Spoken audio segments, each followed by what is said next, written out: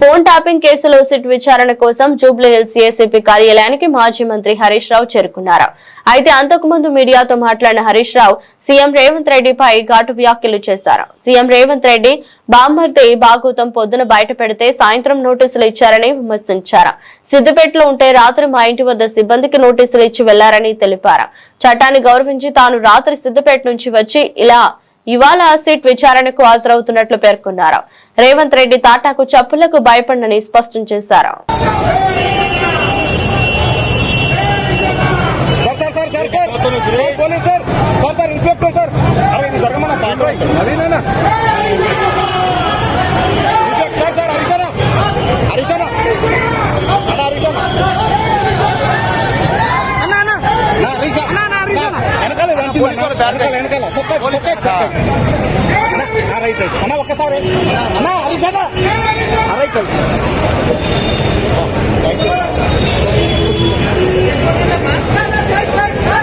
Hello phone పక్కకుండా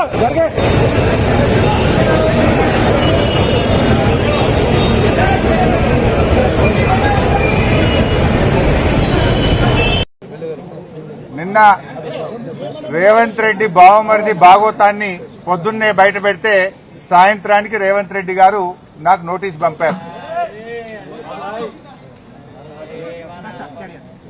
నిన్న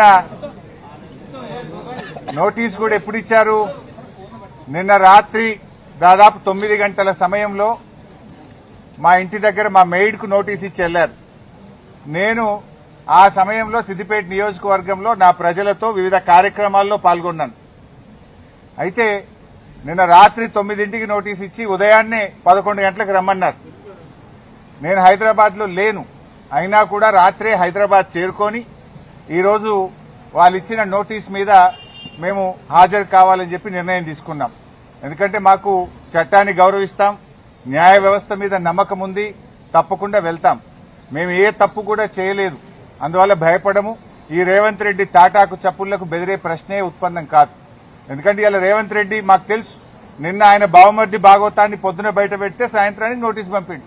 ఆ భాగవతం మీద కనీసం ఒక్క మంత్రి గాని ప్రభుత్వం నుంచి స్పందన కూడా లేదు. ఎందుకంటే మేము అన్ని ఆధారాలతో నిజాలు బయట పెట్టినాం కనుకనే ఆ సమాధానం లేక డైవర్షన్ టాక్టిక్స్ కోసం ఈ నోటీస్ పంపిండని అర్థమైతా ఉంది.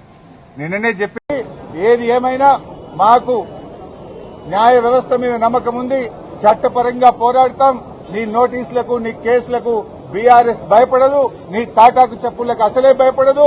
నీకు దిమ్మ తిరిగే విధంగా ప్రజలు రేపు మున్సిపల్ ఎన్నికల్లో తీర్పిస్తారు బిడ్డ. రేవంత్ జాగ్రత్త.